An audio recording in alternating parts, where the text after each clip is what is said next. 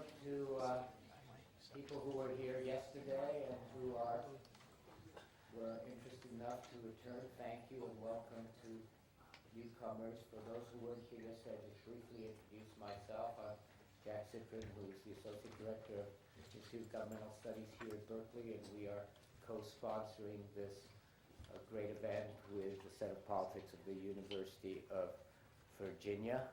And today I think is going to be a really interesting day. I'm really looking forward to it because today, after hearing yesterday and sort of in the aggregate about some of the challenges and dilemmas and achievements of women in politics in recent decades, today we're going to hear from people who have chosen to enter the fray and who have succeeded in that endeavor and who doubtless have many lessons to convey. So thank you all very much for devoting a Saturday on what may end up being a pretty nice day. You never can tell around here in the summer.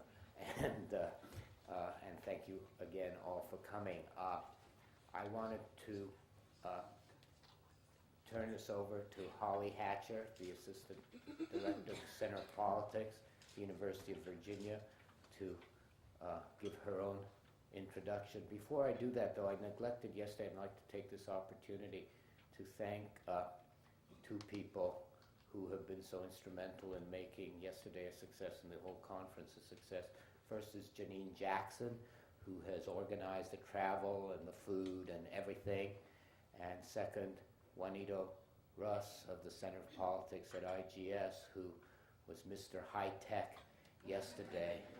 And one thing we know for sure today, that we're dealing with people who are in practical politics, is that no one's asked for PowerPoint or overheads or anything like that. So Juanito can have a day off and enjoy the conversation. But anyway, Holly,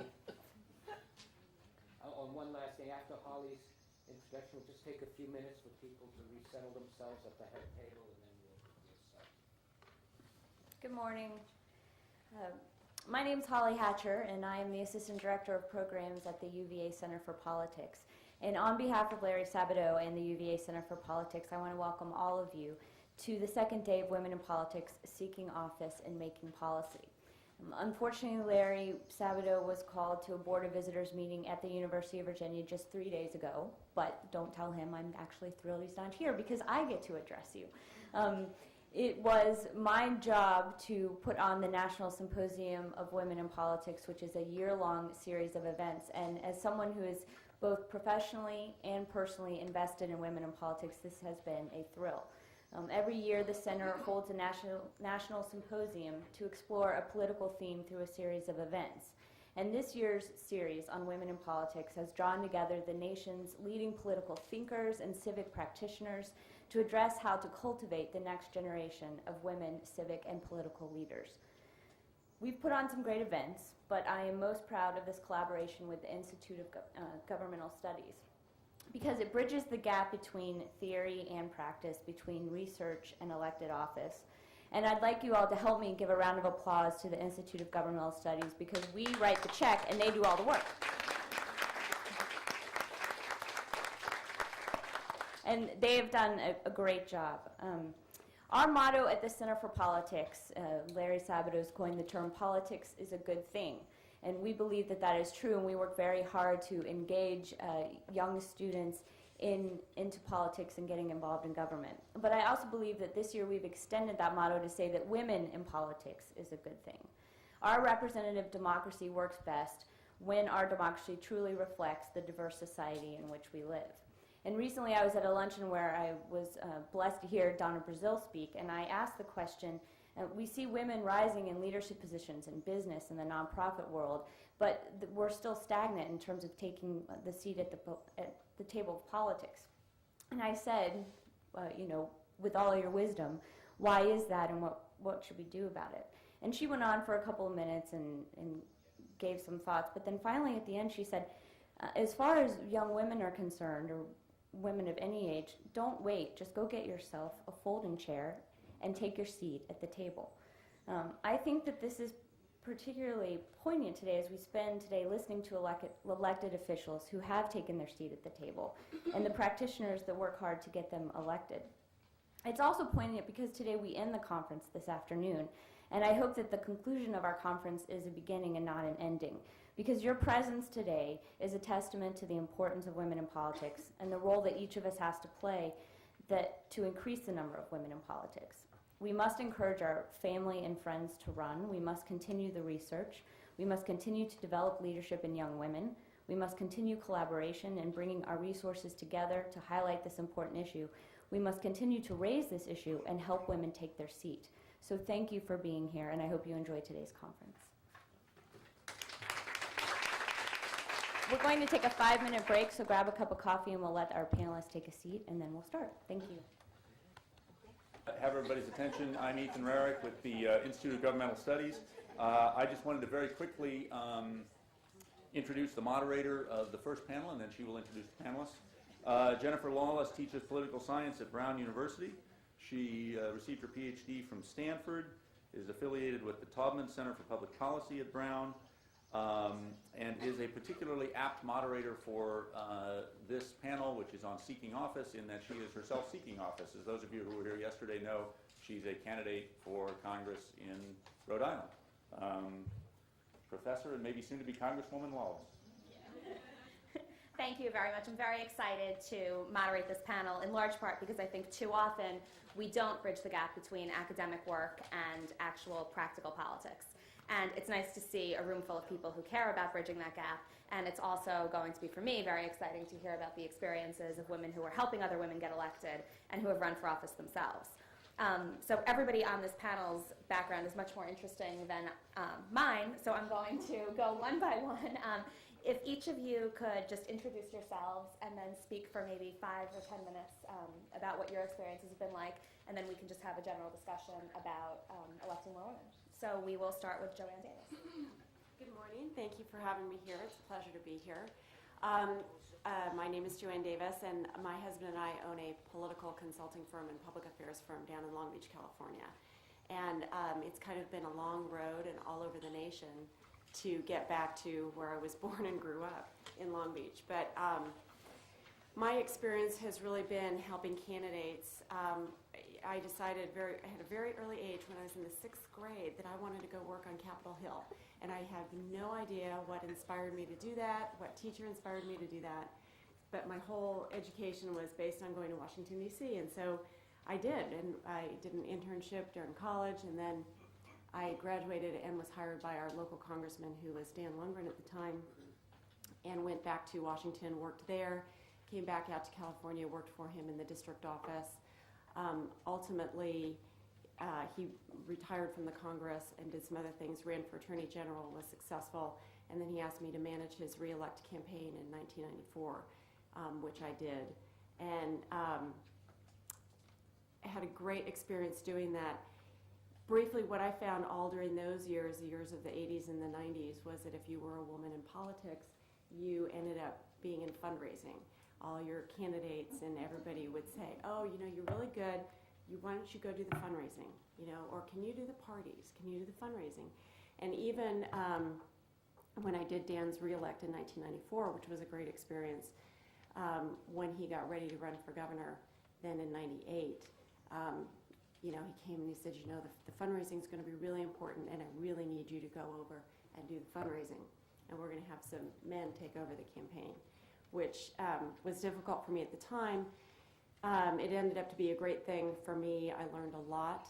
I learned a lot about campaign financing, the fundraising, and the budgeting and expenditures, and how to run a good campaign based on the money that you have, which is now so critical with our campaign finance laws and so many restrictions. Of course, it still costs the same to run for office. You know, KCBS isn't going to lower its rates just because there's limits on contributions. So balancing the income and the expenditures, writing finance plans, cash flow management has become a lot more important in campaigns, and that's kind of what I specialize in now, and I'm doing so for the governor and his re-elect. So it's kind of my background, what I do. Great. Ginny, do you want to? Yeah. Okay, Ginny Douglas is next. I'm going to use the podium if that's did things a little differently, so I'm going to stick with my plan. I double-checked with Jennifer, and I thought, well, I'll just go with what I had planned out. So just bear with me. It's probably going to be a little bit different. But what I do with the wish list is about getting Republican pro-choice women elected at all levels of government. And I get involved in district attorney races. Those of you who are familiar with Santa Clara County, Judge Dolores Carr is a wish-endorsed candidate. We get involved in legislative races, county supervisor races, 2 county supervisors, Sacramento County, Susan Peters, Roberta McClatchin are wish-endorsed candidates. And then because we're a national organization, we're very involved in races like Judy Barr Topinkas. She is the Republican candidate, won the primary for governor of Illinois. So we're involved at the gubernatorial level, we're involved at the congressional level, and we're also involved in state assembly and legislative races here in California. One of the biggest problems women have is other women voters. And that wasn't addressed yesterday, and so anyway, I redid my notes last night, so bear with me. I had some nice Chardonnay, and I wrote quite a few notes. But, you know, within 60 seconds, do you trust me? Would you vote for me? Am I dressed in a way for whatever office I'm running for that you will give me credibility? Because otherwise, you won't listen to what I say. You won't listen to my plans, my program, if you're not dressed appropriately for the office you're seeking. Now, I can't tell you what you should wear if you're running for the city council of Berkeley. I mean, a lot of people here would know that better. But that is what you get into when you decide you're going to run for public office, as Jennifer's doing, and brings, I'm sure, a great background of knowledge to it. There was a statement yesterday that politics is a dirty business. Well, I'd like you to find me the university, the hospital, the corporation, the union that doesn't have politics going on in it. Because politics is everywhere. And you have to understand your organization. If it's running for an office, if it's university faculty trying to get grants, if it's union steward trying to manage their members and find out what they can and can get for their membership, etc., you better know the politics, the background, what's going on in your organization. You've got to be realistic, what you're up against. I have a dear friend who always says, "Oh, good Lord, deliver us from naive, ineffectual do-gooders." And you cannot run for office and be naive.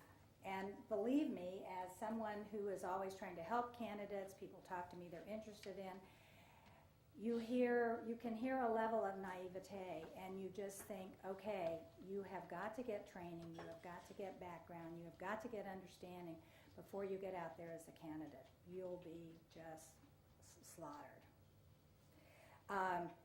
One of the things WISH does, the WISH list does for Republican pro-choice candidates, Emily's list does it as well, Emerge does it as well. We train Emerge and Emily's list Democrat candidates. We have candidate training schools. Go to them. There are many. They're run by the party. They're run, I know the Chamber of Commerce runs them. Just go to them. Usually there's a minimal cost. Go and attend as many as you can before you actually have your hat in the ring and you're out on the stump. Get all the expertise and training you can. We do a 2-track training school. One is for candidates. We deal with media presentation. We've used facilities like San Diego State University, their radio and television, so that people can be recorded, they can know what they look like, they can find out that that wonderful jacket with a zebra print that they just adore looks horrible on camera and may not be worn again until it's over. And then only to family events and private events. You may not wear it as the candidate because you destroy your own credibility. You take away from the message that you want people to focus on. So it's all that kind of of training. And I'll give you an example. Well, one of the examples brought up yesterday was Catherine Harris. And all the makeup and the St. John knits, et cetera, that everybody saw on camera. Well, she's at the grocery store in sweats, no makeup, 10 o'clock at night, because the family's out of bread and milk. You know, and the clerk doesn't believe it's her, because she had to, you know, was writing a check and the ID and everything, because she didn't look like herself, you know. Well, you can do sweats when you're not on camera, but you can't, when you're on camera and you're running for office, you have to be prepared at all times for the image you're going to present. The other side, we do a campaign management training, and it is a business. It is a business. It is a big business. And when you're the candidate, you're hiring consultants, pollsters, campaign managers. You may have a group of friends called your kitchen cabinet, but you're going to have a lot of people in your employment. And you've got to know them. You've got to trust your judgment. They're doing media buys. They're running up bills in your name. And you have to do a lot of fundraising. You have to stay on message. They book you 7 days a week. You lose a lot of your life while you're doing this. So trust me when I say you're only doing it because you want to win. Or in California, and I'll get into the issue later, you're a candidate carrying the flag for a particular party because you're in a district where the registration is so out of whack that either you'll make it or you don't have a chance. So there are reasons people do that. So get training. There was no mention yesterday of polling. Polling is critical.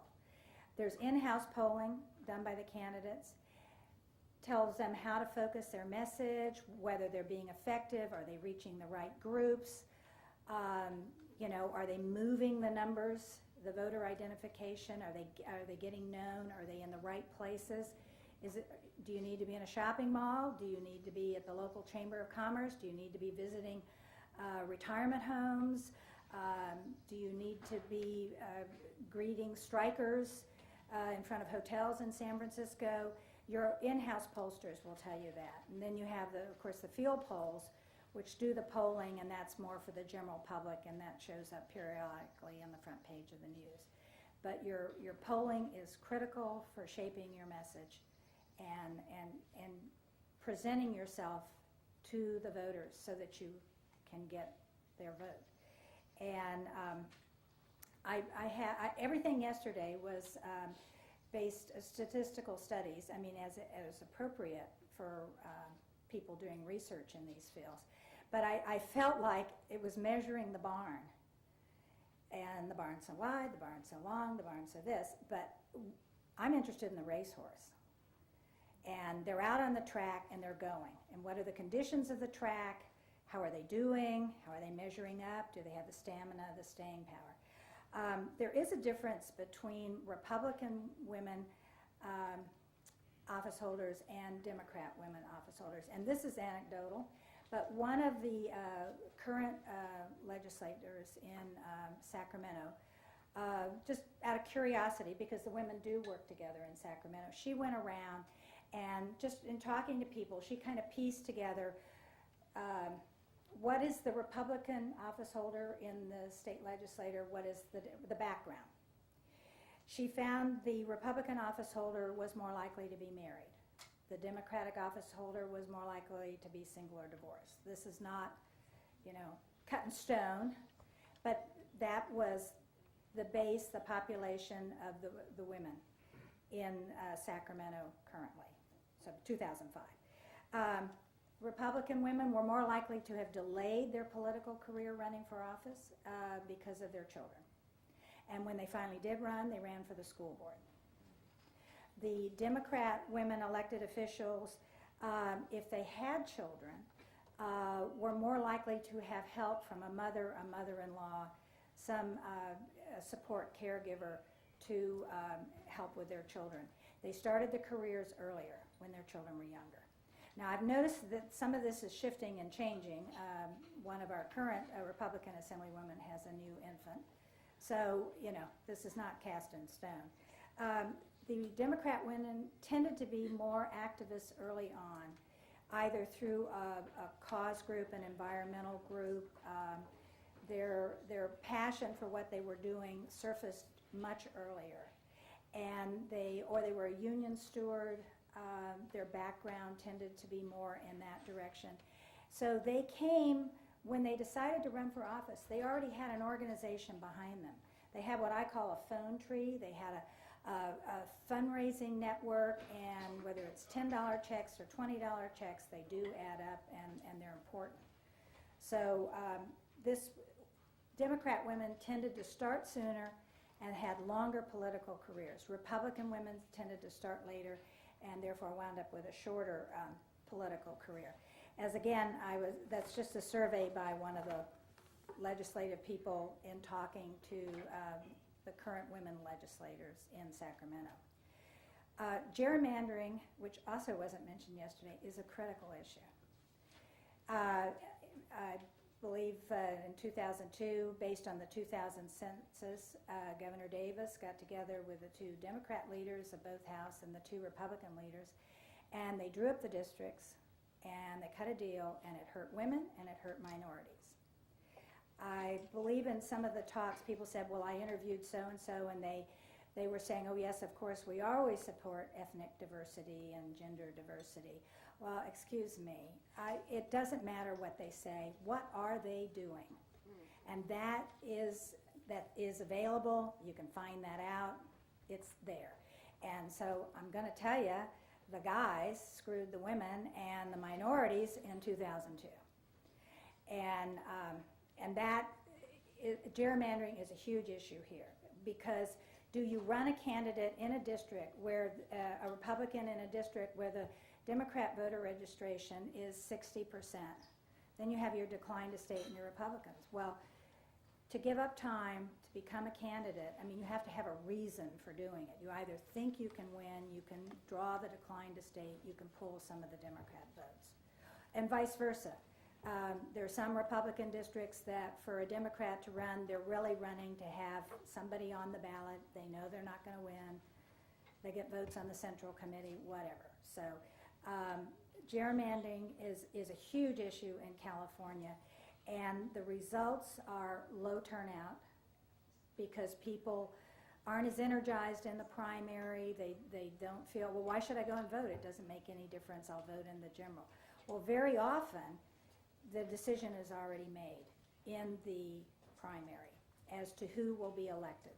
The race in essence is over. There are very few contested races. And I'm talking Congress, state Senate, state assembly. On your hand, there are very few contested races, which means it could go either way. What this leads to, death to moderate candidates of either party. They have a very hard time being elected because they get killed by the party faithful who turn out to vote in the primaries. An example of this, which is just terrible for the Republican Party, is Abel Maldonado went down in the race for the comptroller Republican ballot. And he's a moderate. He is Latino. He is the future of the Republican Party. And I'm not even going to bring up his opponent. I can't go there.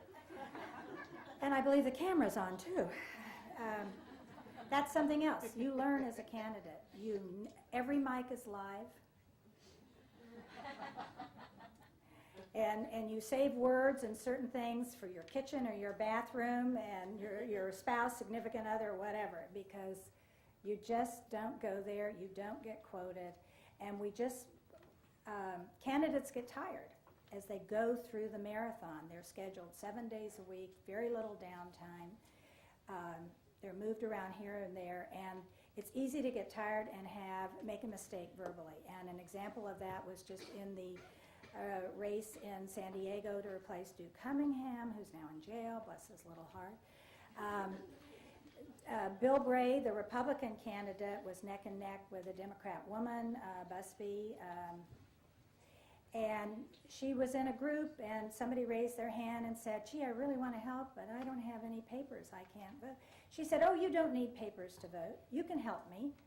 So trust me, they took what was a slip of the tongue in an area where immigration and the border and the Minuteman, et cetera, and they're running with it. They're going to run with it. It's going to be plastered everywhere by November, and there will be a runoff in that race. What we're having in Sacramento, and I don't know if Carol Lou wants to speak more to that, you get more ideologues and extremists of both parties elected. And I'm embarrassed by some Republicans, you know, probably the Democrats are embarrassed by some of the Democrats. You know, you're just like, oh my gosh, where did they come from? But they have guaranteed seats, they have term limits, and then they're all moving up in a stair step. They're moving from this office to that office to this office. Well, it's amazing that very often the candidate's sitting out because the next office is not opened up yet. Very often seems to be a woman. The guys seem to be taking care of themselves. Now, I'm married to a wonderful man, 37 years, so don't get me wrong, you know. This is not anti-male. This is what is going on, and this is what women are up against in the political process. Women, it was never even brought up yesterday, which I thought was a little odd, but anyway, why, or maybe I missed it, why do we need women? Women may make up 52% of the population, but so what? Do you have to have parity to statistics? Women bring to the political process very valuable skills and tools, just in who they are. They tend to be more problem solving. They tend to be more, can we work this out? Is there a way we can reach the same goal? We may be coming at it from two different directions, but how can we put this together in a constructive fashion? That is what women really bring. They resolve conflict, there's less game playing. I have another example of that. Speaker Nunes and Republican leader at that time, McCarthy, got in a disagreement. And I don't even know what it was about, but the Republican leader, McCarthy, felt that Nunes, the speaker, had made a commitment and he'd gone back on it. So McCarthy said, that's it, we're delaying the floor action. So Carol was probably there. So they were point of order, point of information, point of this, point of that. Well, it went on and it went on and went on. But who didn't like that it was going on? The guys were getting into the game of it, but the women legislators didn't. And the way I heard the story, they all started gathering in a corner of the chamber, Republican and Democrat women talking about, this is nonsense. We have important legislation. We have things we need to do. What are we going to do? And boy, Nunes was out of his office so fast because he was worried. What are all the women doing over there? What are they talking about? And he and McCarthy had it settled in 5 minutes, and the floor business moved on. I want you to know women are very powerful, and they're also problem solvers. We need more women in office. And I personally, having lobbied her for years, was very saddened to see Jackie Spear go down. I just think the world of her. Money. Follow the money trail to find out what's going on in any campaign. I think I'm getting the hook. I have to go. Oh, I got 2 minutes. Okay. The leaders of both parties have huge war chests and lots of money that they raise, and then they decide who they're going to back in a primary, who gets the money, who gets the encouragement, who goes forward. Now, I know this for a fact on the Republican side. I believe it to be the case on the Democrat side. And I can give you an example, and actually it's a good one. Lynn Doucher is running for a state Senate seat in Orange County. She's a wish-endorsed candidate. And an assemblyman, Van Tran, who was a freshman, wanted to run for that state Senate seat. And Dick Ackerman told him no, he was backing Lynn Doucher. The money was going to go to her, the endorsements were going to go to her, and he had to back off, which he did.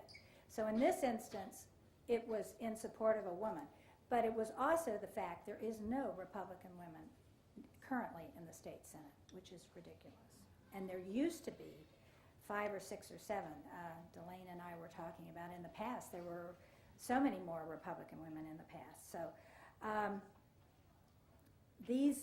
the leadership, they're very powerful in, there's a reason that they call it the whip job, because they get people in line. And if you don't toe the line, you get retribution immediately from whoever. An example of this is a Democratic legislator did not vote for the infrastructure bond issue that's going to be on the November ballot. And so Nunes whipped off his office and put him in a closet in the basement. It's the doghouse. And that affects staffing, it affects funding, it affects everything. And he stayed down there, I guess, for a month or two until Nunes called him in and said, we're not going to have this again, are we? When I tell you this is how we're voting. So when I said you cannot be naive or ineffectual or a do-gooder, it's because you have to know what you're dealing with, you have to know what you're up against. But women are more powerful problem solvers, and we need more of them on both sides of the aisle. Thank you. Thank you. Our third panelist is Mary Hughes. Thank you, Jennifer. Hi, everybody.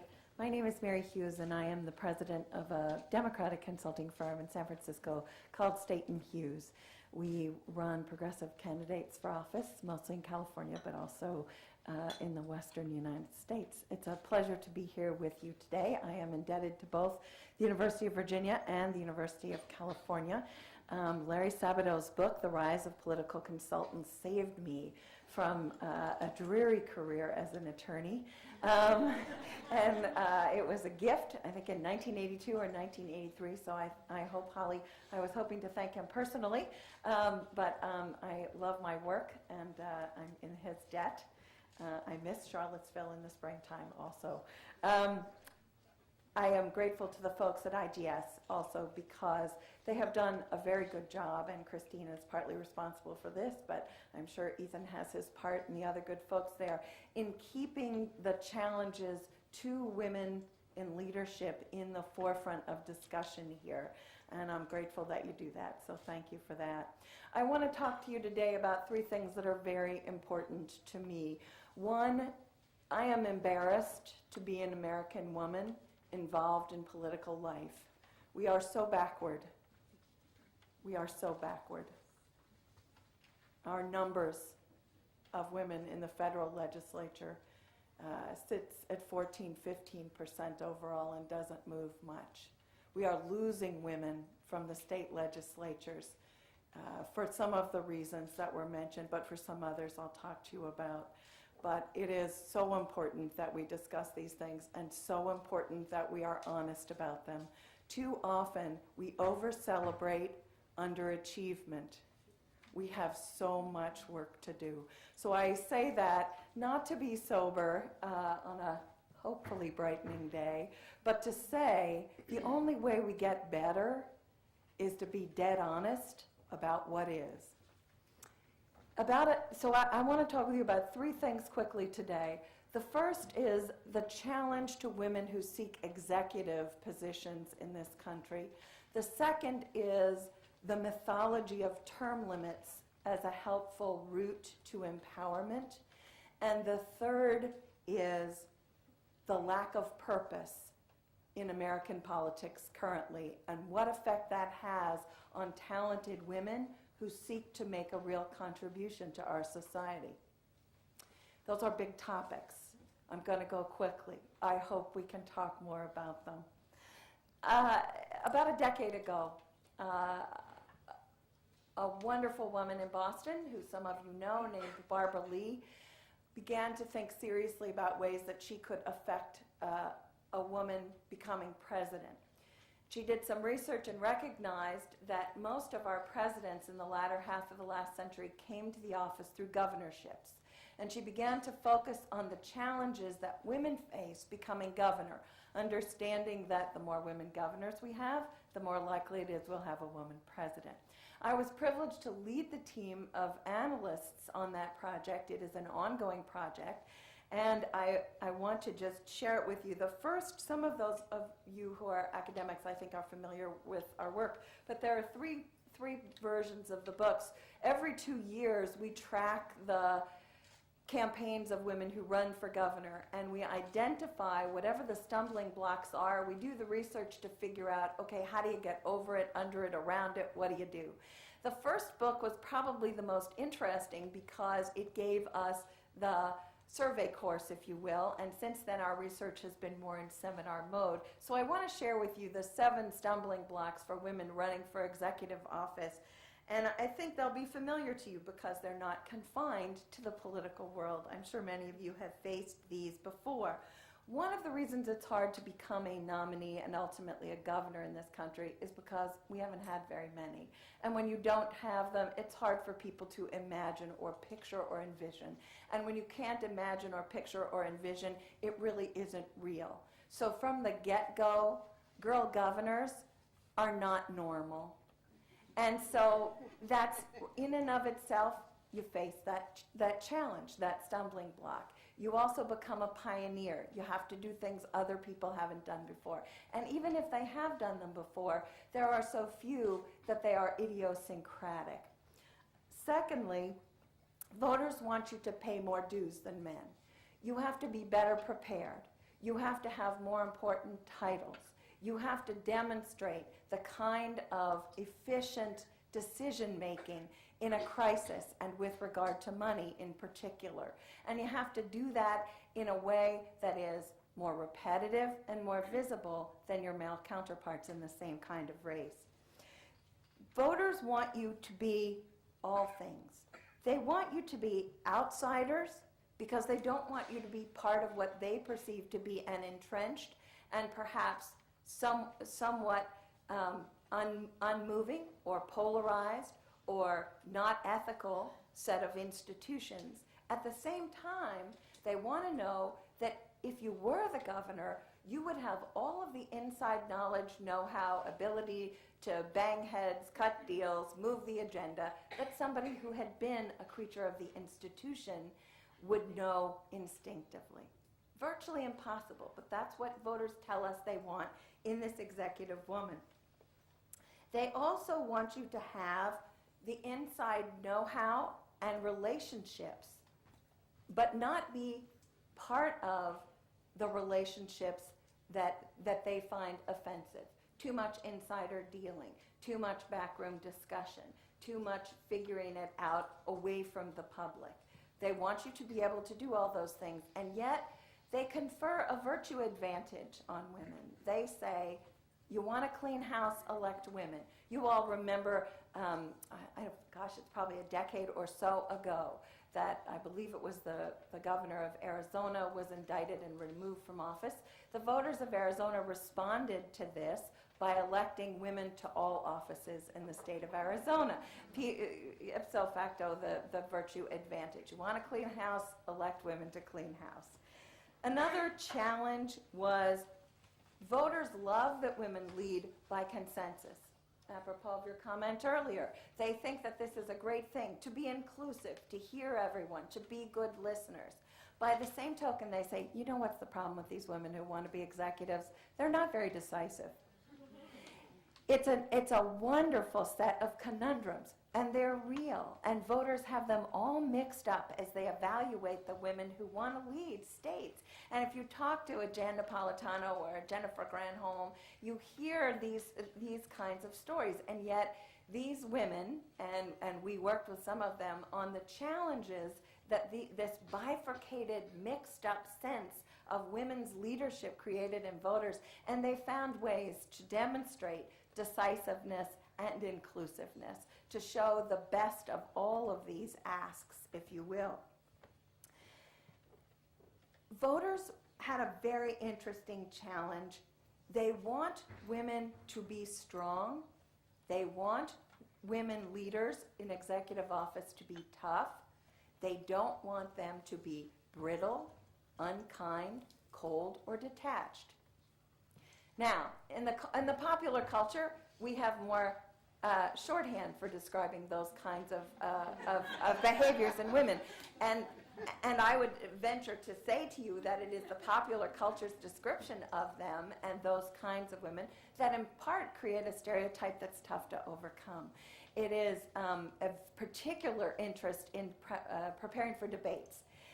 Debates are often the place in which voters in a hotly contested gubernatorial race will see a glimpse of authenticity from a candidate. Most candidates in gubernatorial races are known to voters through their television commercials, as we were just treated to, and from very rare press coverage that is in depth. There isn't much press coverage anymore that is a long story. Maybe if you're lucky, you get a long story in depth in the LA Times, but that's about it in our world. So this particular moment of authenticity for a woman needs to be a moment of strength. And a moment of strength can be depicted or conveyed in a number of ways. Humor in the face of over-aggression. Grace.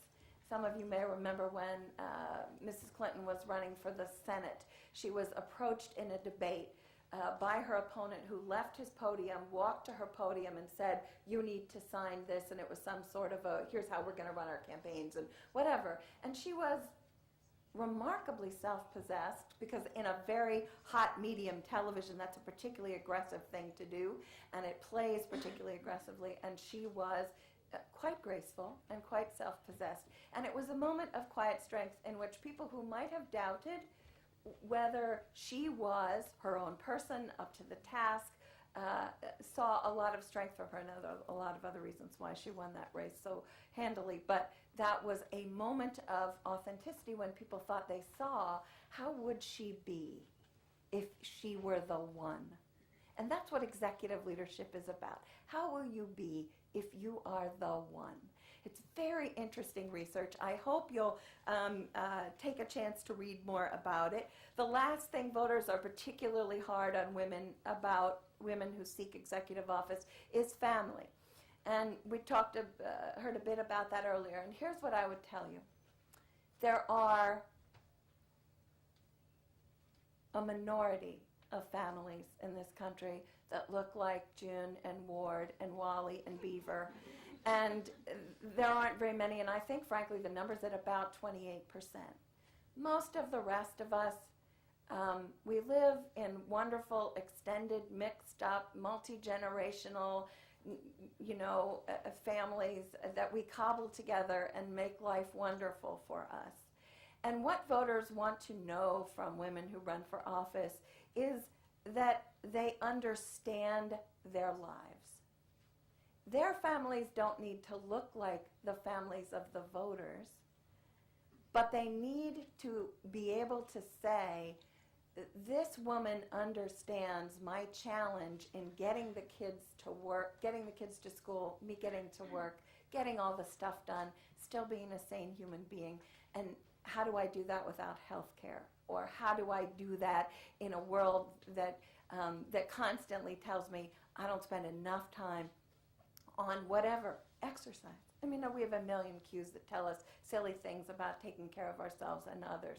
So what people want to know, voters want to know from women, is mostly that they understand what their family life is like. And there are a million ways to convey that, from your caretaking of your great aunt to, the affection you have for your nieces and nephews. And so it's fortunately a pretty tolerant world when it comes to family. Very briefly, I want to talk to you too about what I believe are the dismal effects of term limits. In the late 1980s and early 90s, when we were looking for opportunities to advance large numbers of women, the incident of 1991 and 92, what occurred in 1991, a series of circumstances having most prominently to do with the nomination of Clarence Thomas, but also involving a variety of other issues that weren't well known in the culture except to slices of the culture. One, for example, was the fact that we began to recognize that at the National Institute of Health, all of the studies that we had been doing for years on important big diseases, heart disease was the one I remembered in particular, had been done on men and then extrapolated to suggest what the effects were on women, but not real research. So there were a number of realizations in the very early 90s that said, you know what, there's something terribly wrong here. It happened that 1992 was a reapportionment year. That meant that after the 90 census, everyone redrew their lines around the country. When we do that each decade, we create numbers of open seats. Open seats following the reapportionments have been one of the ways that women have advanced in politics. So the notion subsequent to 1992, when we had a bump up in women, particularly in the Congress, the notion that we could create more open seats by agreeing to term limits had a certain exciting aspect to it. This is a great way for us to increase the number of women in the legislature. We were wrong. That has not been the outcome of term limits. We have lost women in the state legislature. Term limits has created a number of really destructive aspects for the body politic and for the country, but in California, I know it best. We have created a class of people who get fired the moment they are elected and whose first obsession then is, what will my next job be? We have eliminated years of talent and expertise in a state where our chronic problems require extraordinary knowledge. The infrastructure issues that we're toying with now, but how to educate these folks, etc., is really something. So I want you to take a look at that, because it's not a good answer and it's a very bad result. And lastly, I want to suggest a question that Ethan sent to all of us, which is, and I won't do it justice, but one of the questions that was raised was simply, what can we do to get more women to run for office? And in my observation and in my dealings with women who hold office and who would like to hold office, the major impediment to talented women putting themselves forth for public service is that it is not productive. There are better ways to contribute to solve public ills in their view. If you do a cost-benefit analysis and you weigh the amount of time you must ask people for money, the amount of time that you spend worrying that something you have said or done will embarrass your family because of the intense media scrutiny, if you weigh the cost-benefit of whether or not in the 6 years you are allotted in the Assembly or the 8 in the Senate, you can actually move structural change to improve education or health or the environment, as opposed to working around the edges of these issues. Many of these women, in my view, believe that being the executive director or chairing a board of a nonprofit that has direct dealing with people who have needs is a more satisfying and more immediate way to do good. And this suggests to me something terribly wrong with our politics.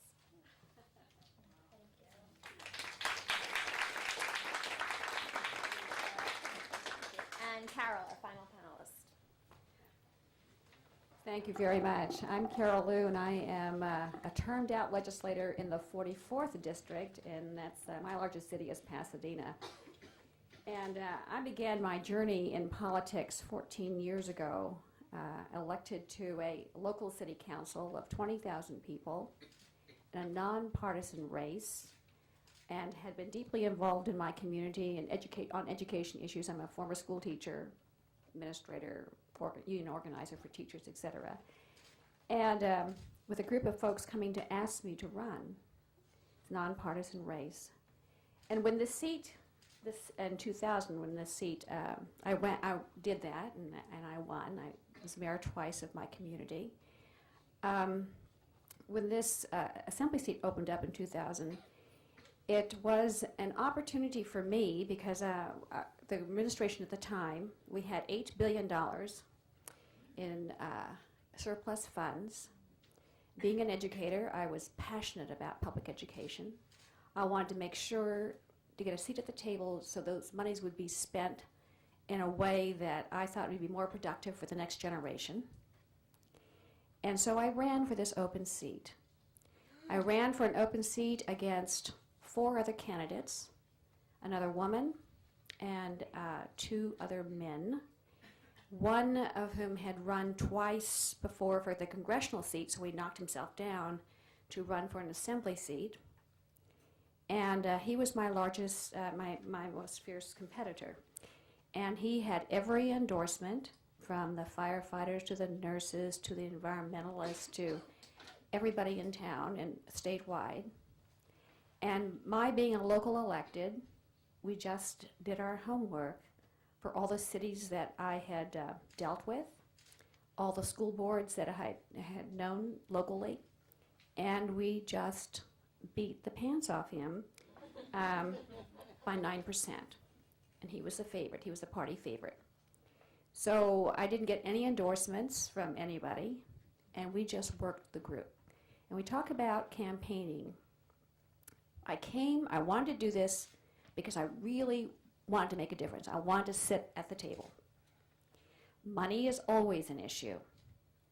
So if you have this whole phalanx of people, giving money to your opponent, what do? And so we just took lots of small contributions. This was an open seat. In those days, it was not only open, people could, what do you call that? There was a primary that you could cross over. Open primary. It was an open primary. Republicans, I come from a Republican town, 60-40, 60% Republican. I'm a Democrat. My friends were just aghast when I decided to come out and run for this office. They said, "Oh my God, I've never voted for a Democrat before." But they did. And as I said, we did a wonderful job and we won. It was not cheap. The primary cost about $700,000 on my side, and the general was another $500,000 or $600,000. The party did not help because I was not their candidate. So all of that was, it just kind of, you need to do a couple of things. I don't know if younger women feel this, but I've been around for a long time. I thought that at this age in my life, I really wanted to make a difference. I'd been a public servant, being a teacher. I've been a community organizer on various foundations, et cetera, giving back to the community. I thought this was another different way to approach the same issue that I felt very passionate about. Talked to my husband. My kids are gone. I have 2 dogs and a husband. And it was okay with my family that I do this. We said, yes, we can do this for 6 years. And that was how we saw this. And now that I'm ending up my 6th year, I don't have a race to run to because of the way things are. And but I am intrigued by running for the Senate because Californians have invested a lot of money in me to know how the system works. And now that you know how to do a gut and amend, you can't even practice that, until you get for a longer office. So I just was a perfect fit for my district, for where I was coming from. I happen to also be the first Asian American and all those other kinds of things, the first woman to hold this seat. But those were less important than really being passionate about, what I wanted to do and how I wanted to do it. Let me just talk to you a little bit about the current affairs. I was chair of the Women's Caucus last year. This year, it's Chris Kehoe from San Diego. And it is a bipartisan group, by and large. There are 6 Republican women, 25 of us altogether, 6 Republican women and 19 Democrats. During this last election cycle, last Tuesday, the Democrats lost a seat. There are 11 of us, women, in this class of 25 that are termed out. And so those are the 10 women in various configurations are coming back. And we're losing 1 seat totally, maybe 2. We don't know whether or not Mary Hayashi came out ahead in that Fremont seat. I'm not sure. There's a count. It's pretty close. It's close. So Anyway, and as we have 12 senators out of that 25, 12 senators, and 6 of them we've lost because of term limits. We're going to bring back 4, maybe 5 if Lynn Dousher makes it in November. But in general, when we talked to, and it's a huge question among the caucus, because in the beginning we started to endorse and go through this whole process of interviewing women and coming up with endorsements. You have to get 2/3 vote among the caucus members in order to get endorsements, and it doesn't. We separate ourselves between Republicans and Democrats in those instances, and not all women come through the process. And then we had a discussion about, quite frankly, some of the guys were better than some of the women. And, how do you deal with that? And so the Women's Caucus really folded this last spring and decided not to move forward with endorsements because we couldn't decide how to handle the men that were also running for some of these races when there was a woman in the race. So, we're still scratching our heads about that. I know that there are a lot of us who, Dee Dee Alpert and Hannah Beth Jackson and myself and Jackie Goldberg, et cetera, are going to go out and try to recruit women. And there are lots of organizations who are doing this already, and how we add our voices to this. But it's very difficult. When you talk about a job that is 24/7 and you have a family, or if you don't have a family, Nicole Parr doesn't have a family, but she gets up and she says, I want to get married and have kids.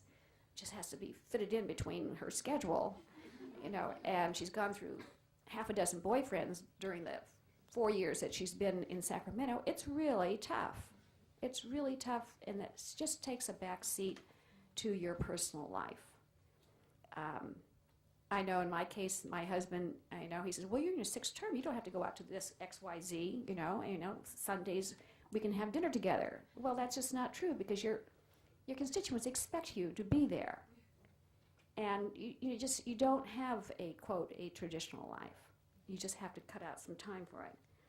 Anyway, I want to reiterate the 2 things. Term limits has been talked about. Redrawing lines. It'll come up again in 2010 after the census. And women generally do better in competitive seats. There aren't any competitive seats left in California. But we need to make sure that those lines are open and more responsive to the people of the state, as opposed to being just an either party's interest. We tried to carry a bill to allow for absentee voters and test this in several counties, and my party said, no, we don't want to do that, because the way we run campaigns is GOTV. We want to make sure that the people on the list outside your polling places, you're crossed off. Those who are not crossed off, we know who they are. We want to go out and get them to come in and vote.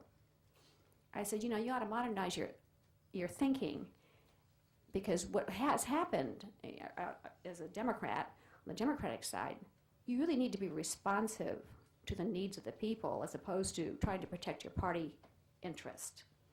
And we've had very difficult time trying to move the ideology outside of the good old boys and bring it into something more progressive. So we've had, just a very difficult time doing that.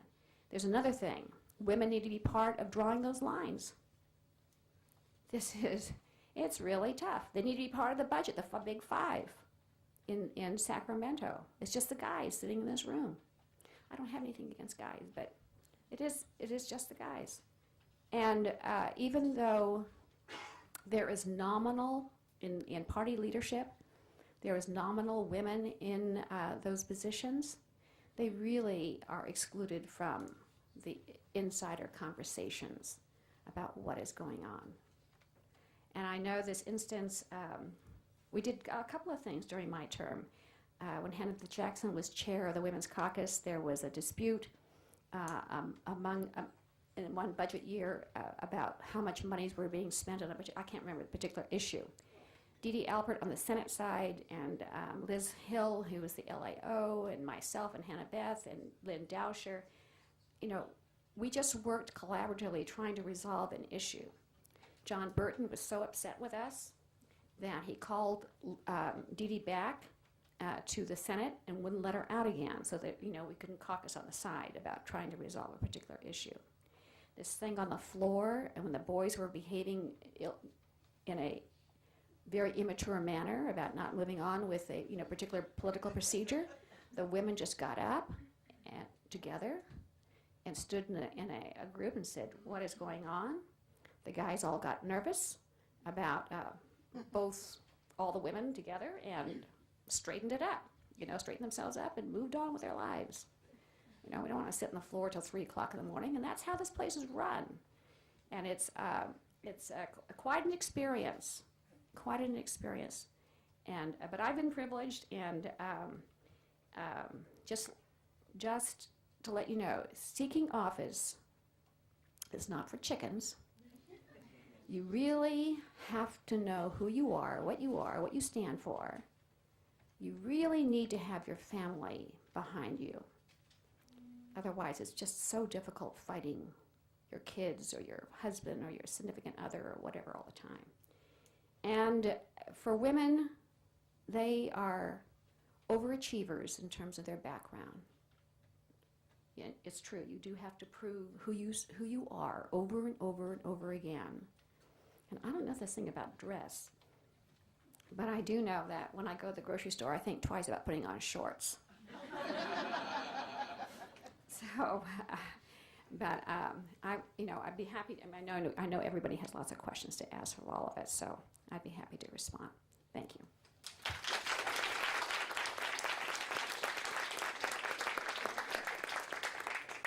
Thank you. I'm usually the glass is half empty and the sky is falling, but after this panel I feel like I need to be a little bit optimistic, because I don't understand why anyone would ever run for office after hearing what we just heard.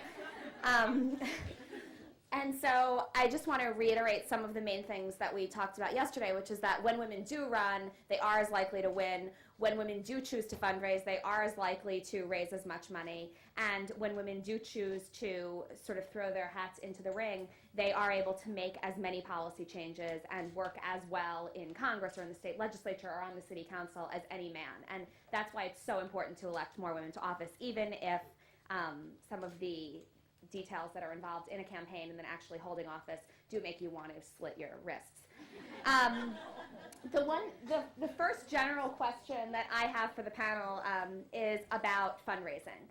And I know that when I had decided that I was going to run, people said to me, "Are you going to be ready to make 40 hours worth of phone calls each week asking for money?" And I remember thinking, please, 40 hours of phone calls, that's all just a myth. That's to keep people out of the arena. It's so that, we make sure that we have a very focused group of people. It turns out you have to spend at least 40 hours a week raising money. And that's a lot, I think, easier said than done, not because necessarily of the time commitment, but because of the connections that you have, because of the networks that you're part of. And I was just hoping that everybody could sort of comment briefly on how women who are not independently wealthy, who are driven, and who really do want to get involved in the process can begin to navigate that fundraising process. In my experience, well, I think campaign finance reform is a bad thing because it does force you to make your 40 hours of phone calls to get enough money to run a campaign. And I would prefer complete disclosure, within 24 hours or even 12 hours of accepting contributions in any limit. The voters can make their choice on who they want to support then. Because otherwise as a candidate, then you have to spend, as a candidate, you have to spend an inordinate amount of time on your fundraising, which takes away from your voter contact, which is really why you're running, to talk to people, to tell them why you're running. And I think that's too bad. So then it forces women and all candidates to be self-funders to some degree, or to have a network. And another term for that, I guess, would be finance committee. You really need to build a finance committee. They need to be working. They need to be making the phone calls. And it's not about the parties anymore. I mean, it's really not. It's about people on the phone raising the money, getting the commitments, getting the pledges. We recently did a race in the city of Long Beach. A woman was running for city auditor, and against an incumbent who'd been there. He'd been the auditor for 14 years. He'd been in the auditor's office for 20. And this was going to be his last term. She ran because she had a passion. She'd worked there. She knew he was, not, that he needed to be replaced. And she'd never run for public office before. And in a lot of ways, she defied a lot of the things that you all were talking about. Had never run before, incredibly naive. And really overwhelmed by the process. Young family, she has an 18-month-old baby, but her family completely committed.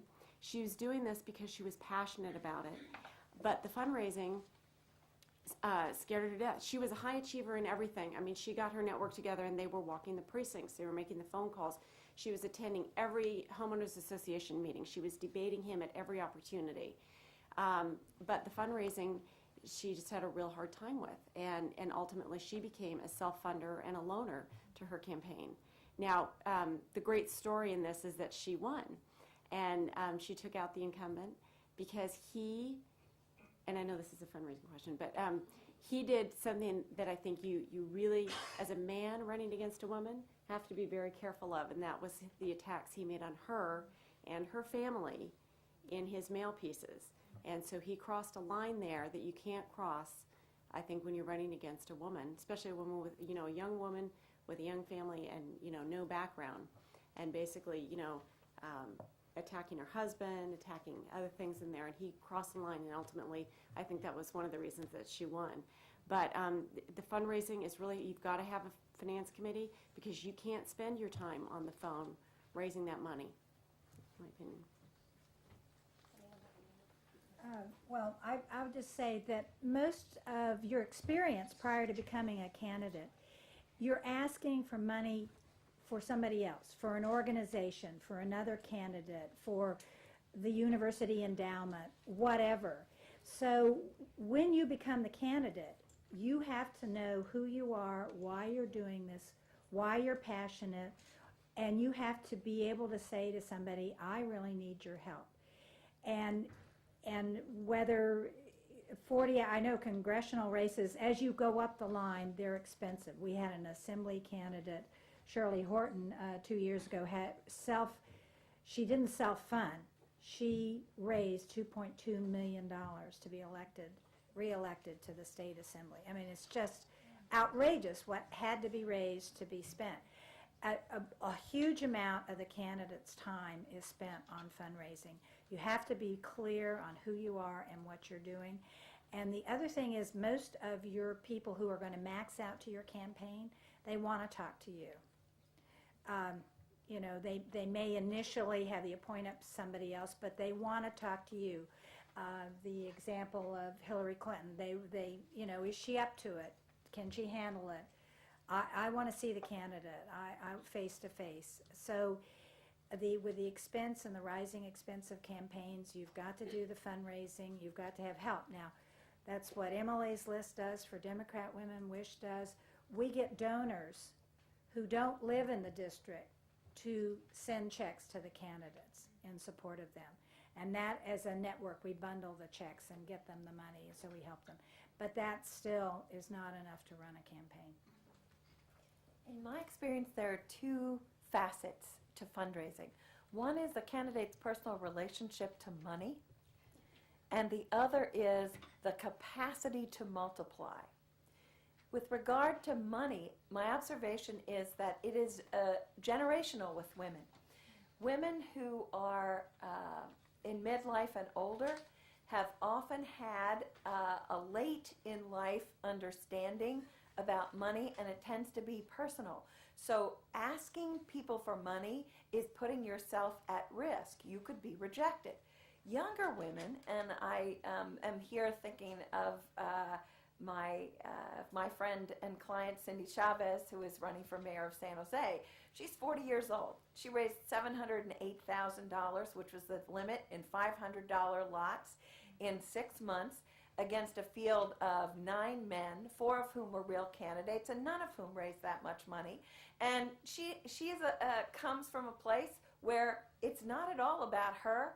It's about the movement. It's about what we can do if we win.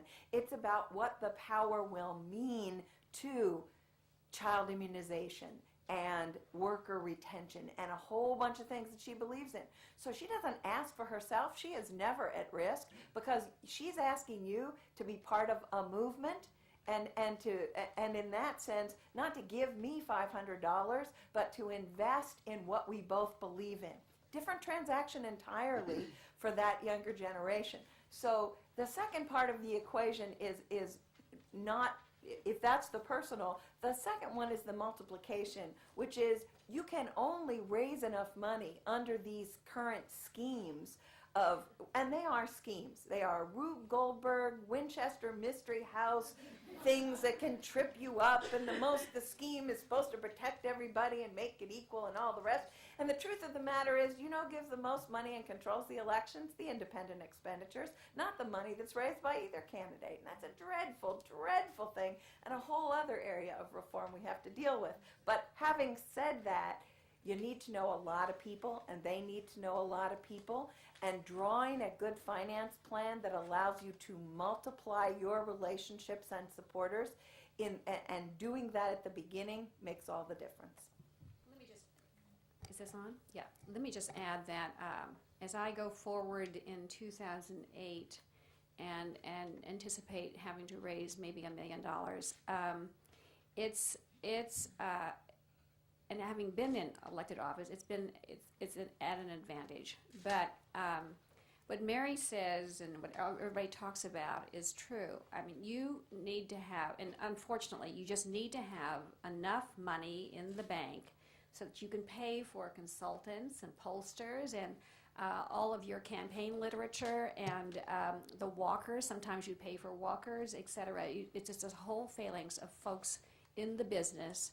And you just need to have the money, because if you don't have the money, somebody else will, and they'll use that money to beat you.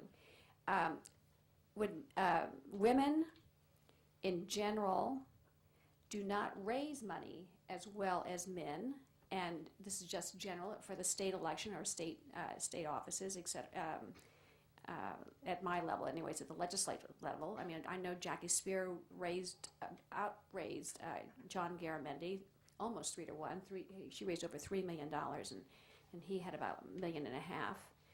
And I lost my train of thought. But anyway, so you need to go out and build your Rolodex, and again ask people to support you and give money. And for my race, it's limited to $3,300. No, yeah, $3,300 for a primary, $3,300 for a general. So, and if you're running for a statewide race, it's $5,500, and then you have $26,000 limits for corporations and things like that. So it's you need to know the rules. I mean, there are lots of rules. When you write a $1,000 check, you have to report it immediately at the last 48 hours, blah, blah, blah, blah, blah. Anyway, it's important. Money is important. Fundraising is important. I know that Kathleen Brown, when she was running for the governor's race, she set a goal, and then she backed it out in terms of days. And she said, I have to raise X number of dollars every day that I'm running for this campaign. And sometimes that wound up to be 6 figures a day, or whatever, and it's just really hard. Ready? Makes you want to run, doesn't it? Okay, so my little optimism thing didn't really work. It's okay, not a problem. So why don't we open it up to the audience? Barbara? Wait, a microphone is coming. Hi, I wanted to ask Judy Douglas a question about the wish list, and if you could talk a little more about recruiting pro-choice women within the Republican Party, particularly in California or nationally. It seems to be a real problem. I thought if you could talk a little bit more about the recruitment of these women and what you found, how it's going. Well, it's an ongoing process, and neither the party nor the our current administration president, which influences on downward, has been very supportive or helpful, both in their policies, et cetera. Notwithstanding, there are amazing number of Republican pro-choice women out there. It's kind of who makes the news and who doesn't. Some of the candidates that we wind up helping, for a variety of reasons, they have to get through the primary. So they go through under the radar. And that, of course, is a candidate's choice. It's how they're going to run their campaign. We don't interfere with that. We hear about candidates from our members. We hear about, from a network of people. CWAR is an organization of California Elected Women's organization, and so I'll get called and say, hey, have you heard about so-and-so running and such? She's a Republican pro-choice woman, so I contact her. In many ways, then people who are interested in running and know about us, they contact us. Was there more parts to your question? I'm trying to... Just wanted to elaborate more on, the issue of pro-choice and Republican women and getting elected and actually finding them and recruiting them, just in general. Well, and they need, any candidate needs to fit its district. And they can be pro-choice, and maybe that's helpful, or maybe it's something, if someone asks them, they say what they are, but they don't necessarily, brand it all over their brochures, et cetera.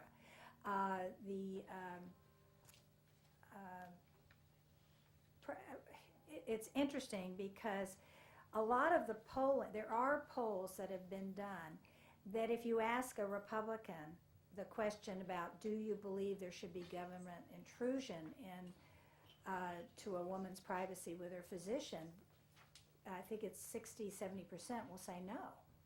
And yet the policies that have been handed out, the Democrats have done a far superior job in supporting and recruiting women candidates. And I believe in California, Mary would know more about this, a lot of Republican men were taken out in elections when we had contestable districts, thanks to Governor Wilson continuing to veto the redistricting package in 90, 91, and throwing it into the courts. And so in the 90s, you had competitive races. And a lot of Republican men were taken out by Democrat women. Willie Brown and what they were doing, they were running very savvy Democrat women who took those seats. The Republican Party has been much slower at supporting women, and that's part of what I do, is staying in their face about things. We can say, hopefully with Lynn Doucher's race in Orange County, the guys are catching on. But sometimes, I don't know. It's an ongoing process. But I happen to be, the glass is more than half full, and I think it's my gift to my daughter and my grandchildren to keep doing what I'm doing.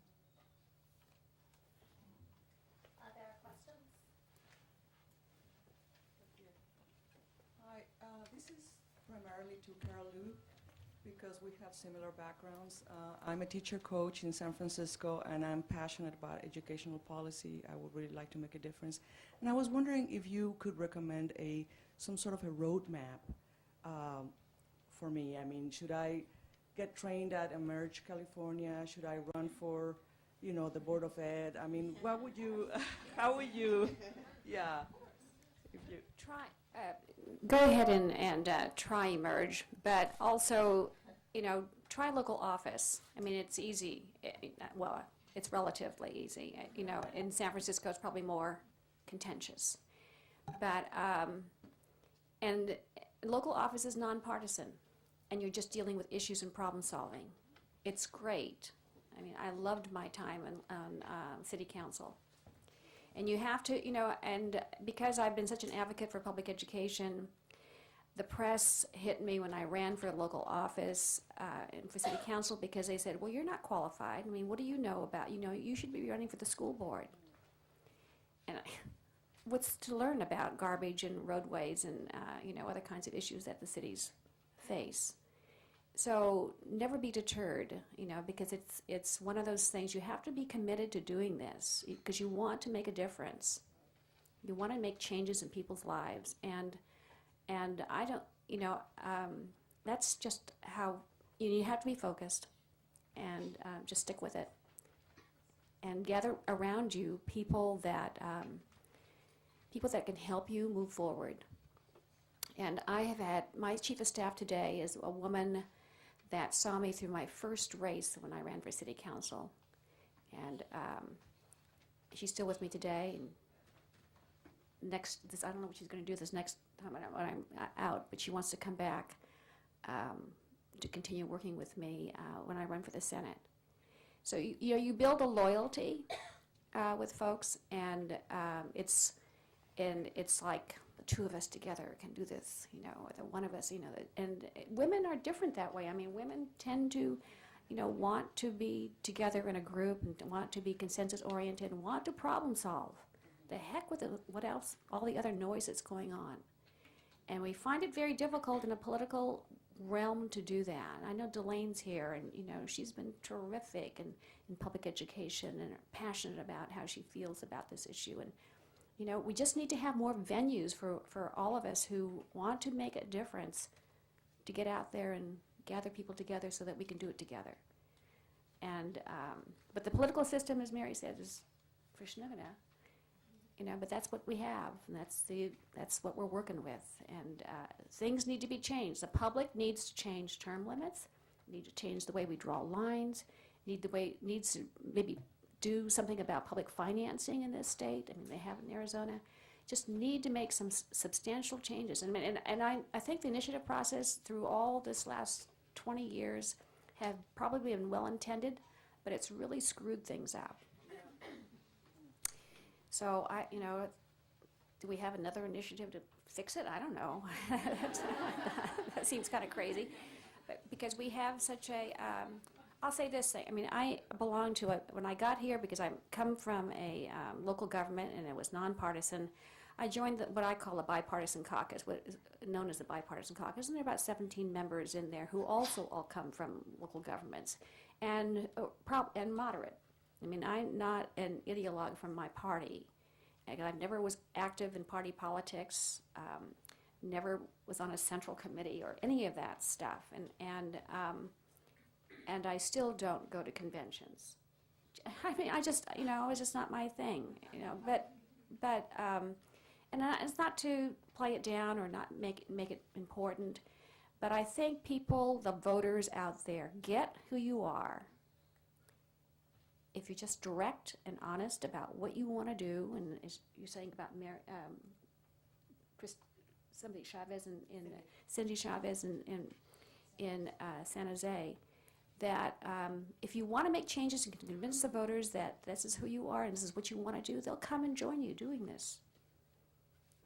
I know it's not that simple, but it is that simple. Great. In the front. Yes, Mary.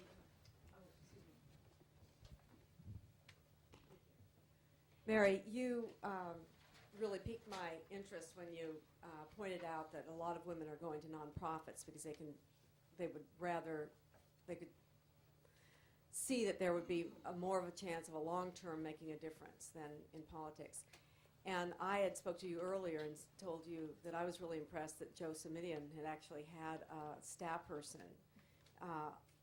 who was the nonprofit, who was in charge of nonprofit outreach. And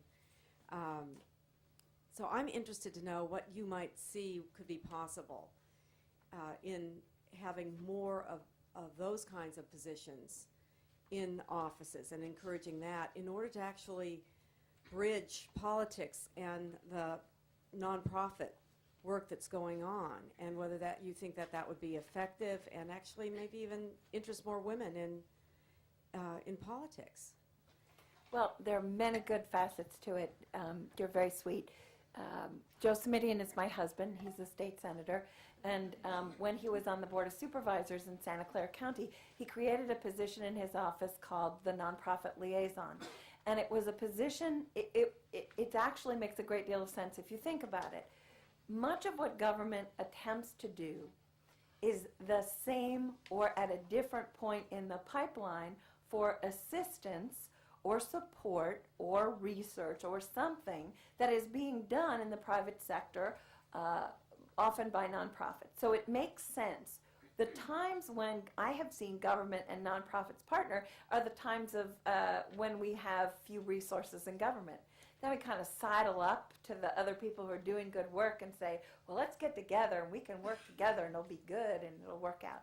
In this case, it did. What they created there was very smart. It was a directory for government and a directory of nonprofits, what everybody in the county was doing so that everybody would be more efficient, everybody would share resources, and government and nonprofits could find common points of agreement and work and sometimes funding, etc. And it was good. It worked well.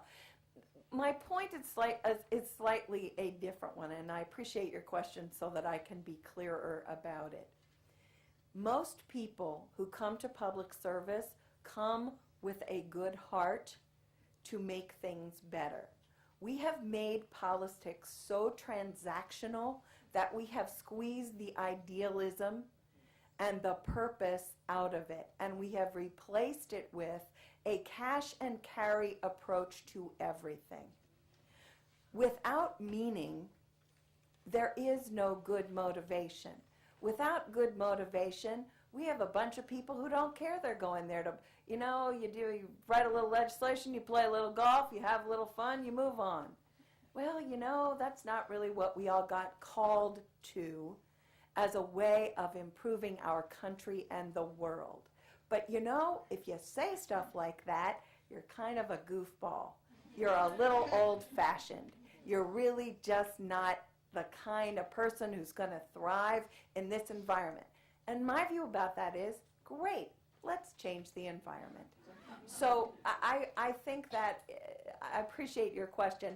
I think that what I am suggesting is that people who do have that calling of good service are finding other ways that have less cost and more payoff. And we cannot fault them for that until those of us involved in politics say, enough already. We're not going to do it this way anymore. But the cost to us of not doing that is that good people will not join our club. I understand that, but isn't there also a value for, say, for Joe now to have liaisons to nonprofits, or it's just too out of reach? State senators represent 900,000 people. I think he has 16 cities in his district, and while he would, I'm sure, love to do that, the staffing just doesn't map out quite that way. Let me just add here. I sit on 3 nonprofit boards, just to keep my finger in the pie, so to speak. I sit in the Women's Foundation in San Francisco. I sit in the Coro board in Los Angeles on their endowment board, and I sit in the University of California Trustees board here at Berkeley. So, things that are interest to me, I try to make their meetings and try to make a contribution from my point of view.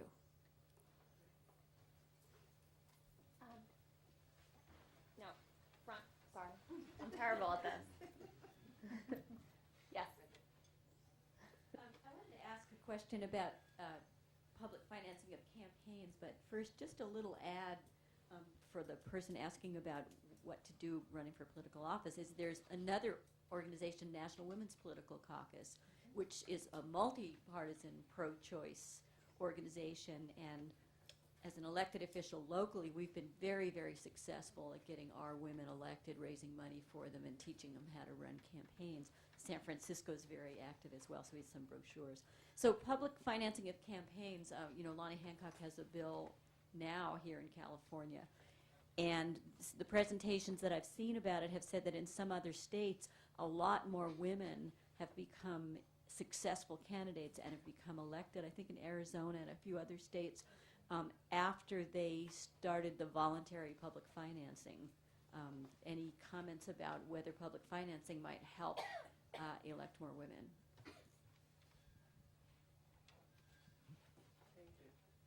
Can I comment? I'm not really on the panel, but I'll comment. In Rhode Island, we have There is public financing and matching funds for all statewide and state legislative races. Federal office is the only office where that's not an option. And in almost all cases, the candidates have opted out. So in the very competitive races, at least in that state, we're finding that, if one person decides that they're not going to accept matching funds, or if one person determines that they're not going to be capped, then the opponent really has no choice. And so I think that the dynamics of public financing are pretty complicated, and it's based on in order for it to work, the component of, voluntary entrance into the system, I think is a big problem, because as long as you've got somebody who is able to self-finance and opt out, it's sort of an artificial fix for the other candidates, I think. Can I just say one thing about, I'm not an advocate for public finance or the clean money scheme, which is what it is in Arizona, it requires you to, I think the governor has to go out and get 2,000 or 20,000 contributions of $5,000, and again, I go back to my $5, but is it 20,000 contributions of $5? Yeah. So it becomes, you take that time that you were on the phone getting the checks, and now you got an organizing thing. You got to go find 20,000 people, give you $5, and this is going to make everybody more honest. I actually believe, and my experience is just as Jennifer describes it, one person doesn't opt in a race. Well, no one wants to run a race with one hand tied behind their back, so nobody opts in. It's difficult, but again, examine the basis for the decision. What are we afraid of? Why isn't it okay to say you can take any kind of money you want from anybody as long as you tell the voters about it? What's wrong with that? Delane knows this because she had to go through raising money for a statewide race, and it's just hellacious. And here's why people get nervous. If you examine the underlying angst about money, the fear is, well, I want to take money $5 at a time from individuals because they couldn't possibly influence me to do what they want for $5. So does that mean then if someone gave you $20,000, they could influence you? Well, we don't want you anyway. What's wrong with saying, let's elect some people with some backbone, and they can take money from anybody they want and vote the right way?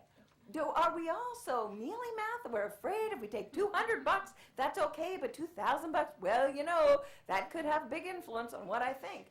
Well, I'm not being unrealistic, but you see the silliness that is at the root of some of this, in my view. Look, let's get some people of character and let them do a good job. What are we building all these houses for, around them and through them, and making it appear as if they couldn't do the right thing without a rule book? If they can't, get them out of there anyway. Go ahead. I think you are so right on. I just applaud your comments so much. And the other thing about this campaign finance reform is something else you touched on, which is the growth of the Independent Expenditure Committee, where you lose control of your campaign because other people are financing it and deciding what the message is going to be, and they're not coordinating with you. And if they've got more money than you can raise, they can run an entirely different race for you. And the other problem with this is the cost of compliance.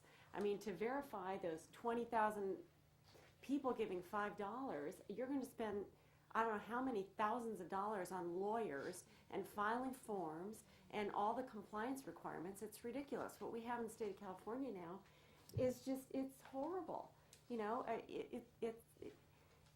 This past, right before the election, even for major donors, who is anybody who gives $10,000 or more to any and all state candidates, races, whatever, in the state, you're a major donor. So if you're going to give $1,000 or more within 16 days of an election, you as the donor have to file a report saying that you made that contribution, and you have to file it within 24 hours of writing the check. Not mailing the check, physically writing the check. How many donors in the state of California know this rule? It's horrendous, and it makes people not want to participate because they're going to get fined. It's so anyway. Glass is really half full, though. I don't know if Carol wanted to say something or not, but it seems to me with websites and electronic filing that when the checks come in, they can be listed as they're deposited. Public access open view, I mean, and a lot of this nonsense with paperwork and forms, I mean, which actually in elections, it parallels some of our healthcare system where more money goes to the paperwork than it does to the people taking care of you. So I just think it should be so solvable so easily. And just to let you know that Lonnie Hancock's bill did not get out of the Senate.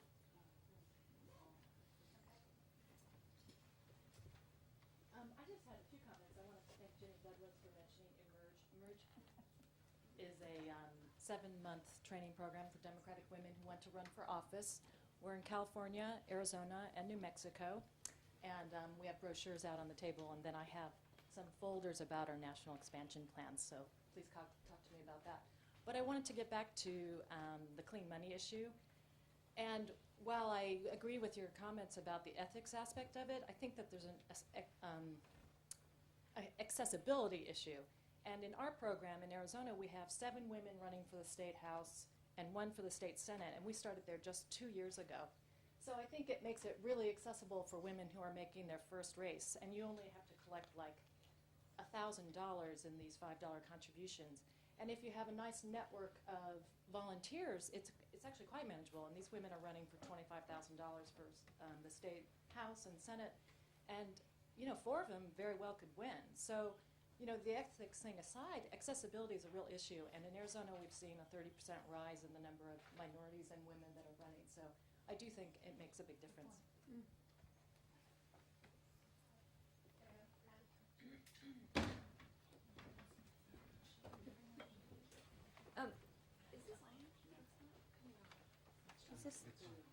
Okay.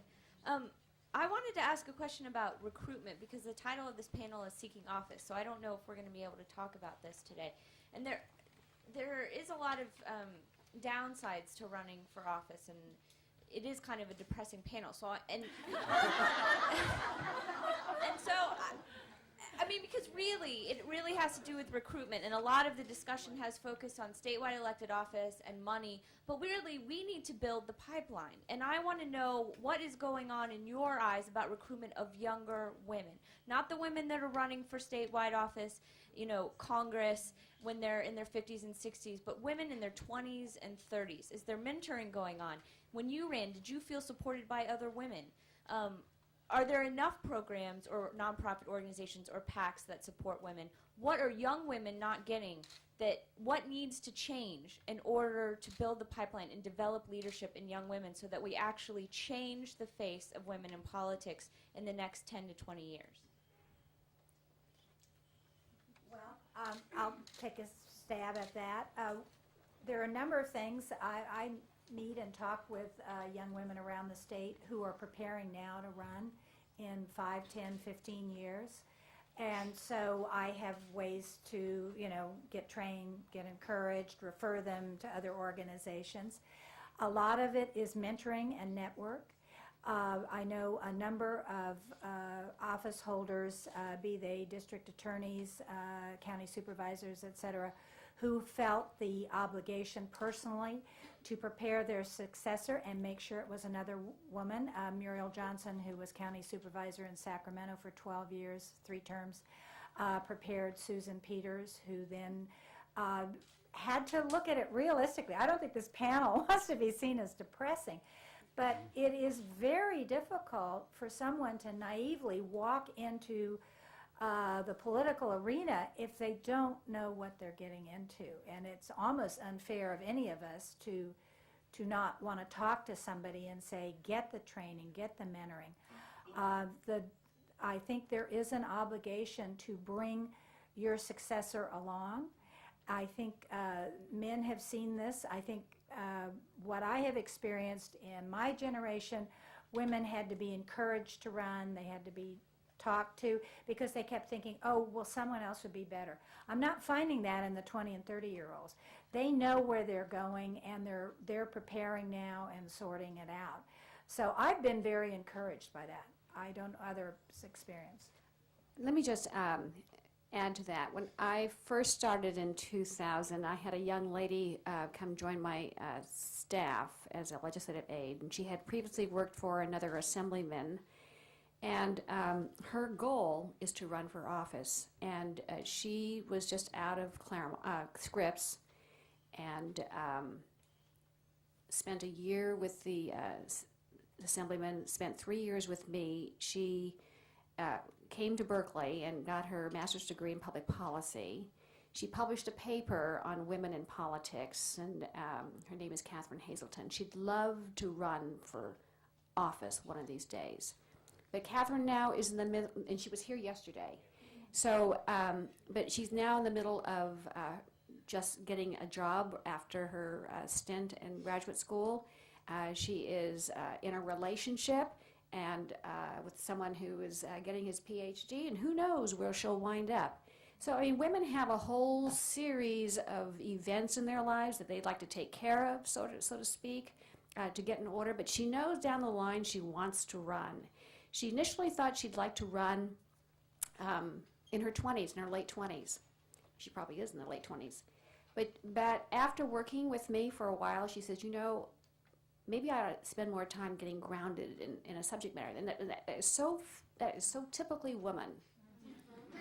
You know, getting all the right credentials and building up a past here, rather than just jumping into it. Because you see a lot of guys just jumping into it, and they don't have any more experience than we do. I don't know where she'll wind up. I know but I know she's passionate about it, and we need to be supportive of women like that. You know, when I said to this young lady in the back, I said, you know, start with local government or local school boards. That's the most accessible entree.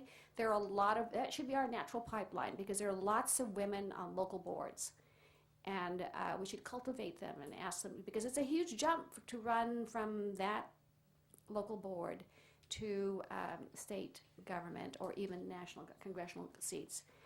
And that's not so much because of the expertise you need, but it's the commitment of time and raising the money and all the other stuff that comes with it.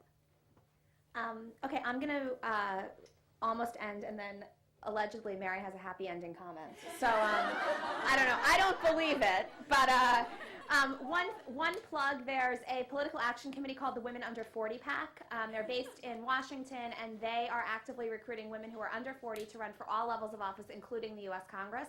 And what they're doing also is getting involved in colleges and women's leadership programs across the country, so that helps cultivate the pipeline for younger generations. And the other thing that I would say is everybody sitting in this room needs to go out and encourage other people to run for office. Certainly, naming a successor to a position is one thing, but I'm a big believer in you shouldn't have to ask permission to run, and you shouldn't have to be named the successor to run for the seat. And so I think we all need to go out there and tell everybody who seems like they're qualified or passionate that they should run, if not now, then tomorrow or 14 years down the road, but at some point. Jennifer, I get a lot of questions, so maybe Can we keep run going? for about 10, 15 minutes more. And I hold saw on to your Delane positive Easton comment? had her hand up, and I'd like to hear from her, but since I have the mic, I want to ask Assemblywoman Liu a question, and I'm reminded in listening to the stories of some of the guys whom you call earlier, referred to as the guys of, if I'm allowed to use the name of William F. Buckley in this room. William F. Buckley once said that he'd rather be governed by the first 100 names in the Boston phone book than by the Harvard faculty. And so maybe he meant the first 100 women in the Boston phone book. But you said earlier that one of the issues in the Women's Caucus in deciding whether to endorse or not endorse a woman was that sometimes some of the male candidates appeared to you as superior to the female running. I'm just curious, what made them superior? What would make them superior? Was it their view on the issues of interest to women? Was it their style of... In this particular case, it was, it's pretty local here. It's pretty local. In this particular case, there was a member who was outraged that the Women's Caucus endorsed a woman that she felt was unqualified when there was a qualified candidate available who happened to be male, who was of color, who had worked in many campaigns, et cetera, and had worked for another officer. Yeah. and who was much more qualified than this, quote, woman who just happened to be a wife of, somebody who was active in politics. Now, and on a local school board. So with that discussion, and there was no resolution among the women in the caucus, unfortunately, there wasn't. So we just just through inaction, took a pass on endorsing more women coming through the pipeline for the rest of the campaign season. I don't know what we'll do in the fall, what they will do in the fall, or this next summer for the fall election, but that was pretty clear. I mean, we've come through the primary. But it is a conundrum for some of us who really want to see the best person, and we favor women. But let me just tell you, I have a little experience in my own race that in 2000, when I first ran, I was running against another woman who was president of the NWPC, and the charge of the NWPC is to interview any and all women who are pro-choice, and because she was the candidate, because she was the president of the group, she did not interview me. So, women's groups are good, but there's issues among us in terms of our own ethics and, how we see the pipeline, how powerful we want to be, how supportive we want to be. There are on the Democratic side, there are lots of women's groups who want to see you move forward, that give you money. Emily's List is one. We have the WPC, Women's Political Caucus in Los Angeles, that interviews candidates, gives money. And there's California List is another growing list. Another growing group who want to do that, who want to be supportive of women. But California List, I know, also just endorses you if you're just a woman. Doesn't make any difference, who you're running against, et cetera. If you're a woman, you're going to get endorsed. And so we've had issues about people's ethics, people's behavior among other. It's very difficult just because because you get tested more than just your gender when you're running a race. And it's you have to. Well, that's just how I feel about this. But well, I want to comment on two things very quickly. I think if I know the race that Carol's talking about, we actually, our firm, who often, almost always, will have the woman in the race, had the man in that race. And here's what saddened me about this. All of these women's groups, as Carol's talking about, no one said to this woman, who is a terrific woman, this is not your time, and here are the things you need to do to be prepared to be a winner. No one said, you're great, but look, the other thing is, we don't work as women alone. We work in coalition with other people. And often we work in coalition with other people who aren't traditionally in the leadership. And you gotta give and you gotta take a little when you're in coalition. And that's okay. Nothing wrong with that. The happy thing I want to share with you, and we often forget this, one of the reasons why I can be so aggressive about what I think we ought to change is because we have changed so much in Northern California. In the 9 Bay Area counties in the last 20 years, we have produced 2 United States senators, 6 women members of Congress, and the leader of the Democrats in the House of Representatives. There is nowhere in the country that they can claim to have done as much, to have put forward more quality leadership that happens to be female than we have.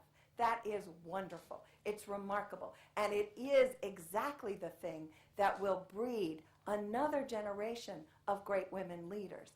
Nothing succeeds like showing what it is to do it well and leading with good effect to really make things better for people. And our women in this area, Delane is among them, the first woman superintendent of public instruction in the state of California, also occurred in that same 15-year period where we took a giant leap. And we say, well, okay, that's great for Northern California, good for you, yeah.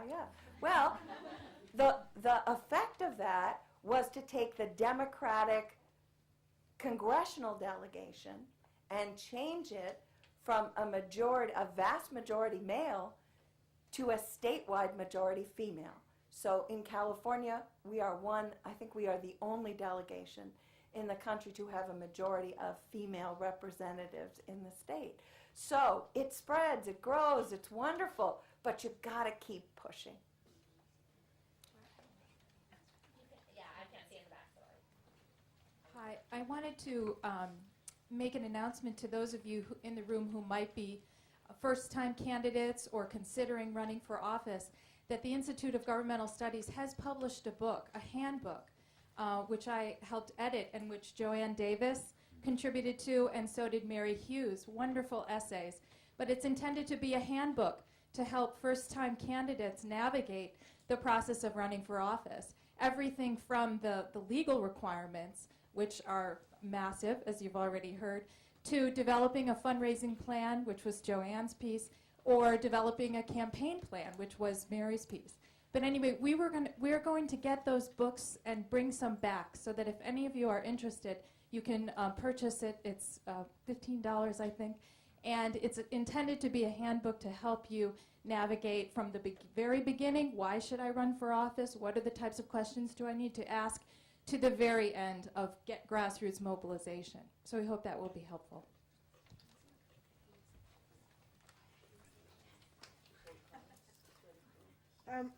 My question is in part comment and question. Going to Assemblywoman Liu's comments earlier about the realities of the California State Legislature and term limit, when in the Assembly you have 6 years and in the Senate you have 8, and they're not necessarily consecutive. So when you're looking at a career in politics to some extent, or a public office to some extent, at least if it's statewide, you are looking at a limited time in which to work. And so I think, I don't think it's depressing to look at that. I think you have to really look at that head on and say, well, what can I realistically accomplish and at what level?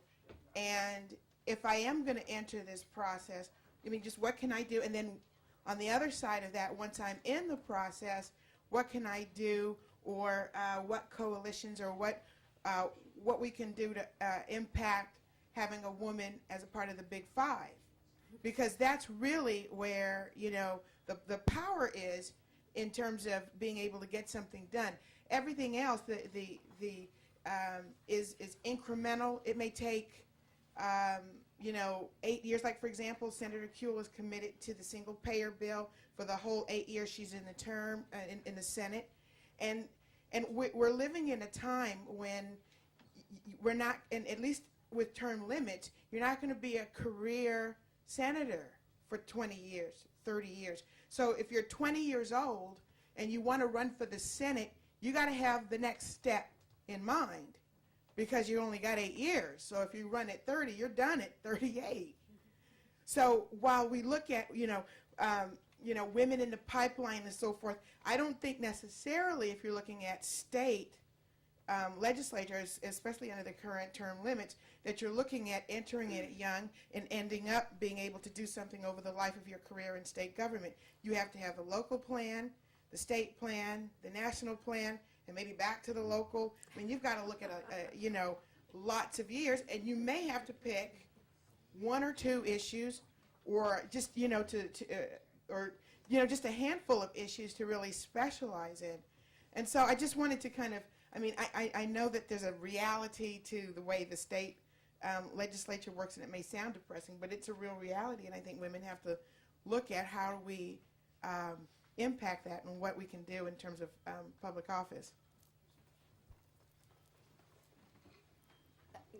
I appreciate your comments, because I think the guys in general, when they get to office, the first thing they're doing, because they are career oriented, they're looking for the next race.